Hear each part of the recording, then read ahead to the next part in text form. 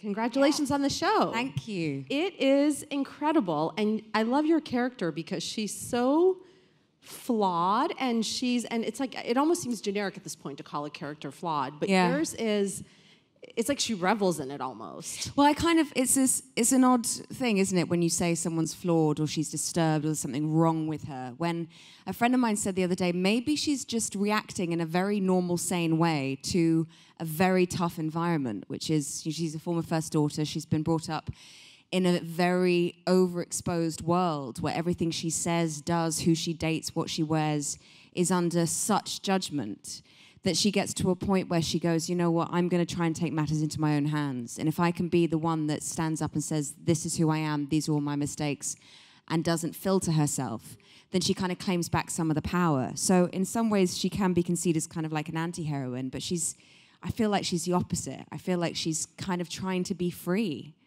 I think she's the coolest. And what's so enjoyable about the show is how much you seem to love playing her. Did that just resonate? I mean, it just comes across. It's like you're just the joy you seem to get from being her. I think I've found it more so in the later episodes. The pilots, when you do a pilot, you're basically introducing a lot of ideas and characters and a premise to a new audience in the hope that they'll come back the next week. And I feel like it was the second, third, fourth, fifth, and now we're on to the 7th episode that we're filming, where we're finding her feet with Hayes. And what I think's been so fantastic in playing her is that I do feel that even by the 2nd episode, we take a different kind of twist and turn. And every episode that I've read just before we shot it has been so thrilling. It's like outrageous, some of the things she does and says. I love it. Oh my God, the writing is what do they call her in the pilot? The campus bike, and she called herself that. Yeah, she's someone who, and I think people can do this out of a kind of a need to protect themselves, of going, I'm going to call myself everything under the sun, and I'm going to tell you that you can't hurt me because I'm going to hurt myself more. I'll be self-destructive as a way of going, you can't hurt me. And I think it's a clever thing she does. It's certainly a defense mechanism, but it also makes for quite entertaining viewing, where she just has no filter. Well, and I've seen the first 2 episodes, and in the second one, you really do see a different side of her, much, I think, more responsible and more ethical. Is that the word, do you think, side of her? Yeah, I don't want to give away the episode, obviously. That will change. Wait till the next episode. Oh, really? Yeah, I think by the end of the pilot, she is trying to go, right, I've been blackmailed into taking this job. But I've been backed into a corner, but I'm going to make that corner my own boxing ring. And how do I win this fight and do this job on my own terms? And I think it takes her by surprise that she just gets so involved emotionally in the cases, and that she becomes kind of confident in her ability to have justice served. And that becomes her drive. But then, of course, she makes a lot of mistakes along the way. And we're always kind of, as an audience member, you're looking back going, oh, God, why did you have to do that? You were so close to being normal and happy. And you just did something that you just drove yourself off your own existential cliff. Well, how did you get the job? I mean, how did the part come to you? It was very kindly offered to me by Liz Friedman, one of the showrunners and the creators. And she was also heavily involved in the making of House. And she wrote me a letter that this had been a character very close to her heart, and a great kind of voice box for many frustrations I think women in the workplace feel, and that Hayes was this kind of great anti-heroine. And she offered it to me kind of, I don't know why, because it's so different from Agent Carter. And I was delighted that someone could see me do something so different. And so I kind of jumped at the chance at being able to kind of stretch my wings a little bit. And all the reviews I've read, you've been singled out as the meat and potatoes of the show. That's a terrible analogy, and I apologize, but it's when you Friday. want meat and potatoes, you call Hayley. Even though I can't even imagine Hayes or Agent Carter eating meat and potatoes. Not like a souffle or a filet mignon, yes, meat and potatoes. But you are like the heart and soul of the show. So how did you approach playing her? Because she could have been a caricature. Yeah, I think I remember learning this at drama school, actually, when we had to kind of research, status was one of a thing that we learned in drama school. And what we noticed is that anyone who was playing a king or queen didn't have to do a single thing, because what told the audience they were the king or queen was everyone around them doing everything for them. So when you're in a position of power, and you doesn't have to be necessarily royalty, but if you're like, you know, yeah, if you're like the most powerful person in the room, and within the CIU, Hayes kind of is. She's a kind of a celebrity in her own right. She brings all this kind of completely unearned status and privilege to what she does. So she can kind of relax a little bit because it's everyone else who's kind of running around after her. So that's great for me. So instead of me being kind of like Peggy Carter and being like ready to go, I could just be a bit like, oh, great, just chill out. You can curse, by the way. Yeah, oh, good. Well, I thought, fuck it. I know that's. See, I knew that's what you were about to say, so I was like, run with it. And you'll see a scene later on in the season where she's in the office in her pajamas. She doesn't care. She's having a great time. I mean, how great is that? How bold to be like, I'm going to work in my pajamas today, and I don't care. You can't get fired. Like, yeah, exactly. Because I can't. You gave me this job. Fine. I will play it my own way. I kind of love her for that. What of yourself do you see in her? Anything? Amazing sense of style. No, she does. I do love her fashion sense. No, we're very different. We are really different. My background could not be more different. You know, in a city. You didn't grow up as a first daughter? Bizarrely enough. But I think in terms of kind of that social privilege, and she bucks up against that. She, you know, I think someone says to her brilliantly, one of the characters just says, you know, she gets outed in the sense that someone comes to her and says, hang on, instead of going to prison for cocaine possession, you got given this incredibly high-powered, incredible job. You were awarded that. You should have been punished for your behavior. And this comes from an inmate, you know, someone she's trying to kind of defend. And it's a great moment. And Hayes is like, yeah, it's not fair. It is not fair that based on the family I was born into, that I get this power. It's not. And what she says is, but you know what? I might as well lend some of this privilege to the people who don't have it and make use of it, because what am I going to do with it? Get another pair of Louboutin heels? That's nice, but it's a bit lonely on your own sitting in a pair of Louboutin heels. So I think that's a whole different world to what I grew up as kind of a working class girl in inner city London in the 80s, and parents not politically involved at all, and probably more kind of being a natural people pleaser than Hayes. Hayes is the opposite of that, and that's also what I find so attractive about her. For you, what's the most challenging part of both playing her and headlining a show? Trying to say the word murderer in an American accent and not sound like a Muppet. It's the word, okay, so in English, it's murderer. In American English, it sounds like this. Just say it. Murderer. It's like, murderer. Like, really weird. It's very hard. There are 3 difficult rounded R's in there. So that's quite difficult.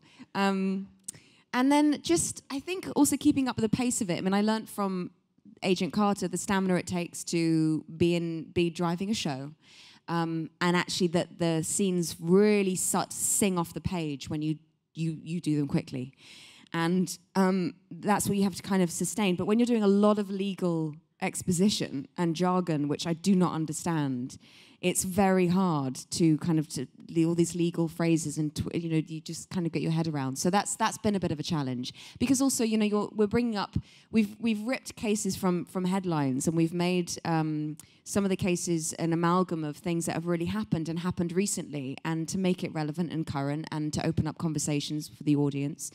And that's been means as an actor, there's more of a responsibility. This is not just your legal procedural you watch, then you go to bed. For me, it's much more interesting that it's character-driven, and it's dealing with cases that are going to make people kind of prick up their ears and go, ooh, you're engaged in that conversation. That's interesting. Well, especially in the second episode, that couldn't be timelier without saying anything about the case, except that aliens come down and kidnap everyone. We without giving up too much away, at some point we deal with slut shaming, with Black Lives Matter movement, and those 2 in itself, they couldn't be more relevant and important in terms of conversations that we should be having with each other. So I feel very privileged to be part of a network that is willing to have those conversations and not just kind of go, here I am as an actress looking pretty during my legal chat. Like that to me is just boring. Like I want something that makes me stimulated, and hopefully, I mean, you all might think it's crap, but hopefully the audiences feel the same. I certainly am proud of it. Well, and I also love the side of her too. I mean, I personally have always wondered, what is it like growing up as the daughter of a world leader? Because you kind of can't, you never get the room to define yourself. Yeah. You're always defined by what your parents have done. Yeah, I think that's the case for any child who's been brought up by parents who have had a very public persona, and there is, and having to manage that, like that expectation, is very, very, very difficult. It must be, and there are different ways that you kind of do that. And sometimes you almost feel like you're living in your parents' shadow, that you have to do something completely different in order to find your own sense of identity. And I think Hayes has found that in that she becomes kind of rebellious in it. She's clearly brilliant in what she does, and yet she doesn't trust even her own mother. I think that's the kind of where her vulnerability lies, is that she's got a mum who can never just be mum. As soon as mum says something nice to her, she kind of, you can see that the smile her mother gives her is quite hard. She's like, I'm trying to be nice.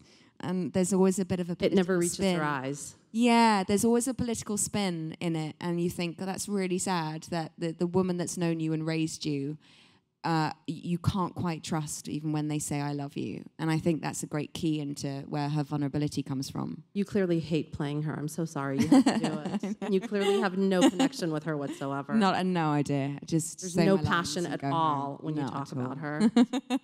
And before we go to the audience, I wanted to ask you about Agent Carter. Is there any chance of, a growing bigger breasts? I don't know what is happening. A comeback, resurrection, return, revival. Yeah, because come on, we love that. We love her. Everyone loves her. Yeah, she's great. She's great. I hear this question a lot. I hear that there was like an online campaign to bring her back. I know that when the show was cancelled, that wasn't Marvel's choice, and they love her. I love her, and the great thing is for me is I go, well, we know from Winter Soldier that she lives to like 96, so hopefully that is going to keep me in employment for quite a while. Because they're going to keep making those movies forever. Basically. Well, we could explore her in the swinging 60s and, the power shoulder pads and the big hair of the 80s. I mean, I'd love to see Peggy, looking a bit like Melanie Griffiths in Working Girl. But I would love that to happen. I think Marvel would love it to happen. It's just kind of, it's got to come out from the right place and the right time, the right timing of it. I feel at the moment incredibly lucky to have been able to be given a completely new challenge with an amazingly talented group of people who would just want to create a great show. So if Peggy's in my future, then I'd be gracious enough to accept it. That is a great answer. And in terms of Hayes, what is her trajectory as the season goes on? What can you say? Well, and I mean both personality-wise and emotionally. I think we're episode 7, and the showrunners they're naughty in the sense that they don't tell me anything. And I'm like, I need a backstory. I need to understand what's going to happen. But the great thing is for me, when I'm playing Hayes, it feels like it's more happening in real time. I don't know where she's going to get to, but I do know that it's going to be quite a surprise, and it's going to be challenging emotionally for me as an actor, because it has to grow. She has to grow. She has to move. She has to thrill and delight and excite the audiences and shock them in some ways. So the writers are working tirelessly to make sure that evolves over time.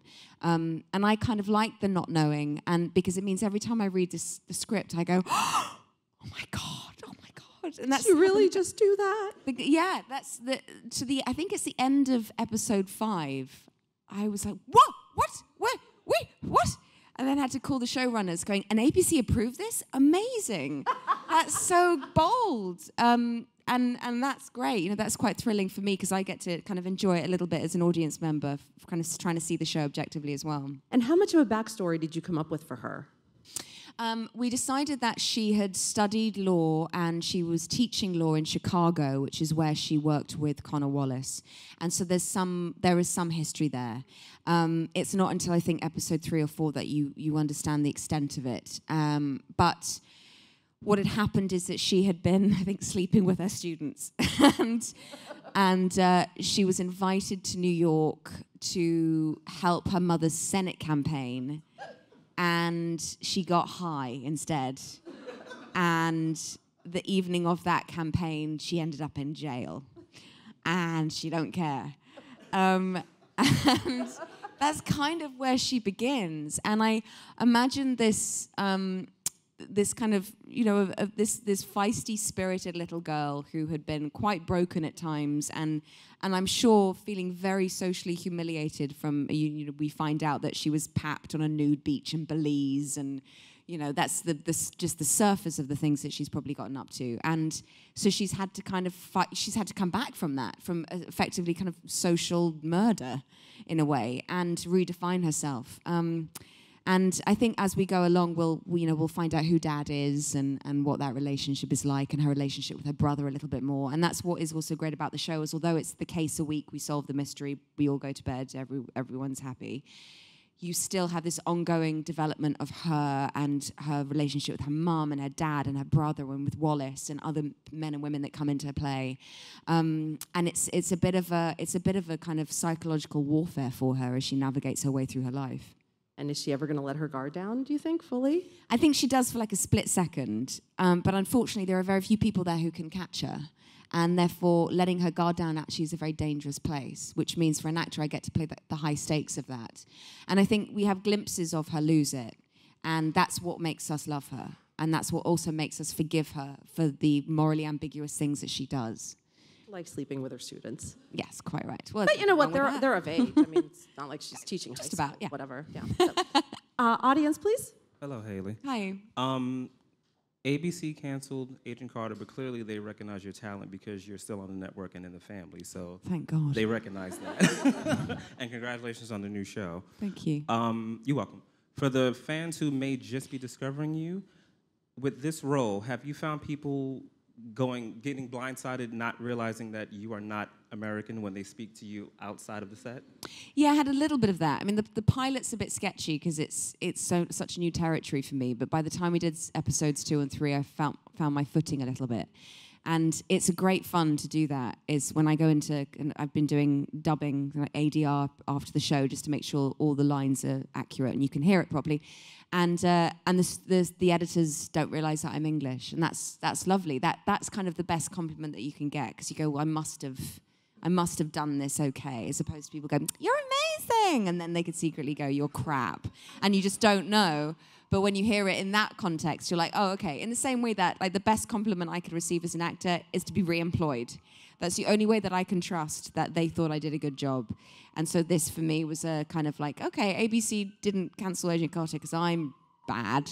I'm still employable. That's a really nice feeling. Yeah, thank you. Next question, please. Hi, Hayley. Hi. I actually got a chance to meet you through Agent Carter when you did a convention. And I was just wondering, you had brought up that you look at Hayes as a little bit more morally ambiguous, with Peggy being a role model for even someone like me who's the same age as you and one of the first female comic book characters I could look at and think, I want to be like her. Yeah. How does it feel to then play the gray area as opposed to that? I think there's a purity in Agent Carter where you know the goodies and the baddies. But I think real life and the everyday heroes that I'm interested in, there is a grayer area because life is a bit more complicated than the purity of a superhero film. And so you have someone like Hayes, and the thing that I hope if I've done my job right, is that you'll still feel for her. You'll still in some way look to her and go, wow, she's navigating her way through a difficult environment and she's doing her best.